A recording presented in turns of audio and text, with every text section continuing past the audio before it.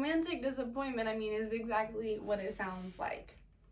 Maybe you have an expectation and then the person that you are interested in or talking to fails to meet that expectation.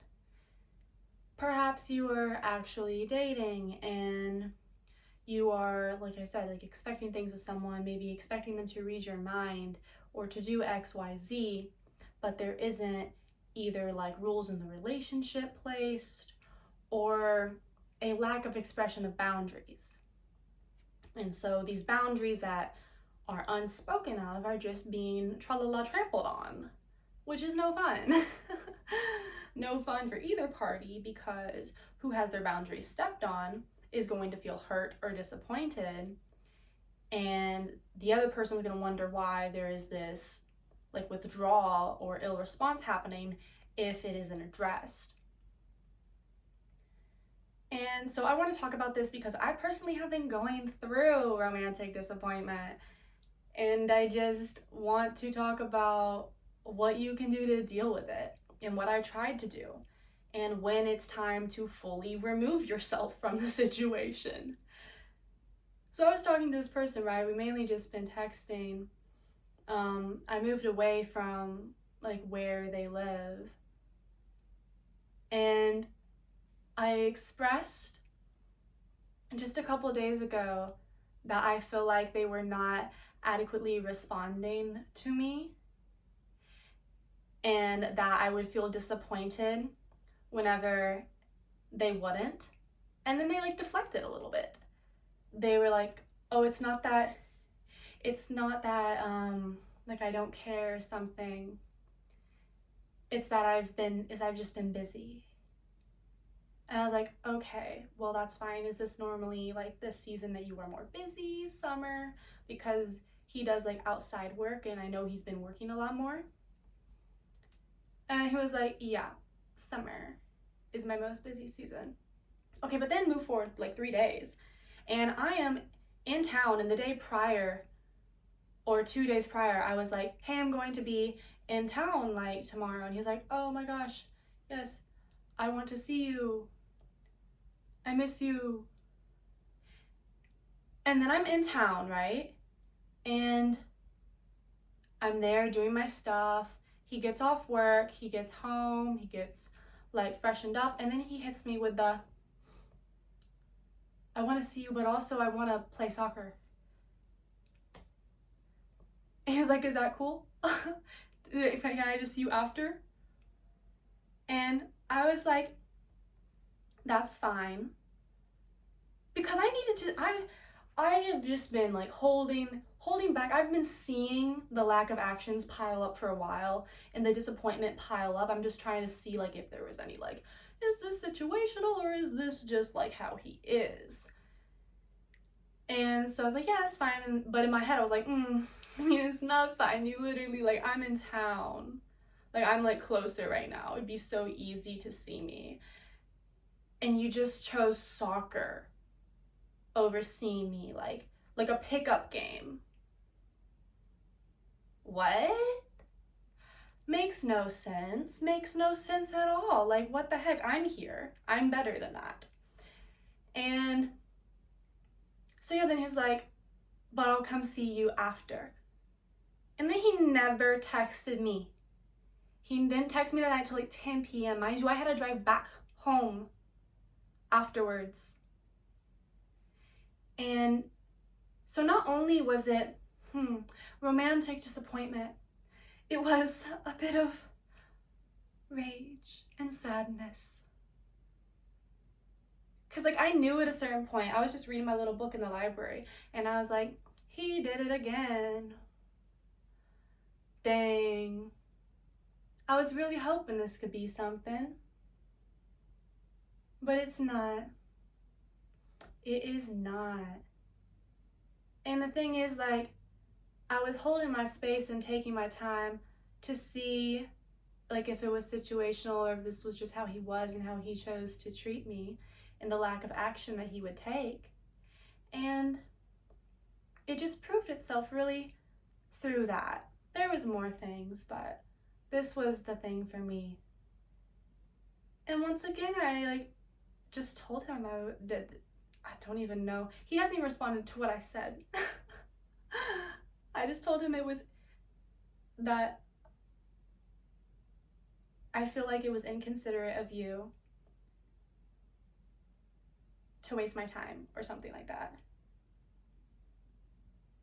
Oh, I feel like you were inconsiderate with my time. That's what I said. That's what I said.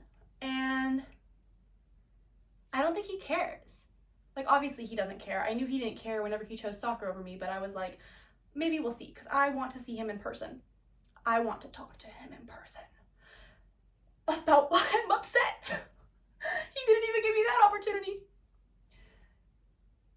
So all this goes to say is, sometimes romantic disappointment can be because you set expectations for people that are not even able to meet those. It's the wrong person. You have these expectations of what you want in a relationship, and you're clearly looking for it in the wrong person.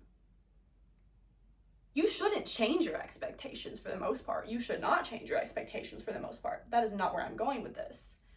You should address your boundaries and what you do and do not like being treated as, what you do not expect. Don't just like sit back the whole time. The first time, maybe let it see like, okay, is a situation, like maybe something come up. But then, oh boy, the second, third time, you need to be direct. Because even if like he never speaks to me again, at least he knows that he made me upset. And that means something to me. That really does mean something to me. He should know that I think he was inconsiderate. Because why? Because he was inconsiderate. He was inconsiderate and obviously doesn't care about me and has better things to do with his time, like waste my time. But it feels good to know that it is a learning experience, and as I have strengthened my own boundaries, it's not a big deal anymore. Like, I'm just like, okay, that was upsetting. I was a little sad for a moment, but that was me like releasing it. And now I'm just like low-key like pissed at him. But not really, like maybe like 10% or something, healthy amount. And it's important to not give everything away early. Because mind you, I met this person in December and we've communicated fairly regularly since then, like end of December.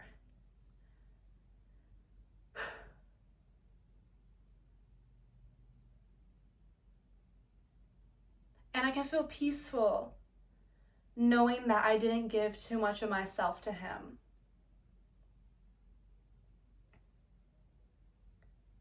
Because it's right now, I'm just, I want something serious when it's the right person. When it's the right person. And the older I get, the more I realize that that's kind of hard to come by. It's kind of hard to come by depending on the life stage you're at. And I mean, like, I have certain things now that I just am unwilling to compromise on. And being treated as a second option? No. I have been treated as a second option many times. And sometimes I accepted it and allowed it to continue. But I have outgrown that. Because nothing about me, like, I don't see it. I don't see myself as a second option anymore because I put myself first. Myself and my family, might I add. That is the thing. That's why what I'm looking for is like if they can be a part of my family or not. Can we make something that will last, not just with us, but for like our future family, because that is what I want. And I also don't really want kids right now. So that's another reason about why it's important to not give too much of yourself to someone, because what happens if someone gets pregnant? for men or women. Like, not saying like men get pregnant, you know, but like if you get a girl pregnant, you either gotta step up or be a deadbeat ass dad. And I don't want to put myself in a situation where I'm having a kid with the wrong person who now I'm either trying to make it work with just for the sake of the kid and compromising on the life that I saw for my child because I chose the wrong person to be with.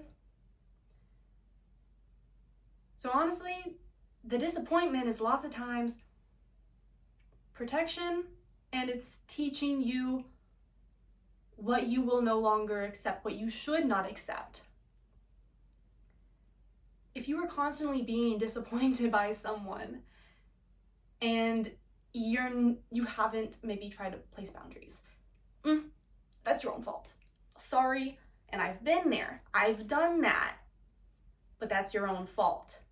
You can't stay in that, not having boundaries. It'll just lead to more hurt. It'll lead to anxiety, especially if you're like someone that's like me, a kind of like, I guess, natural person, alternative medicine person, where I don't believe in being on birth control. Like, I will not do that to my hormones. I would rather get pregnant than be on birth control, which I know sounds probably crazy to so many people. But also that life choice has gotten me to be where now I am more selective.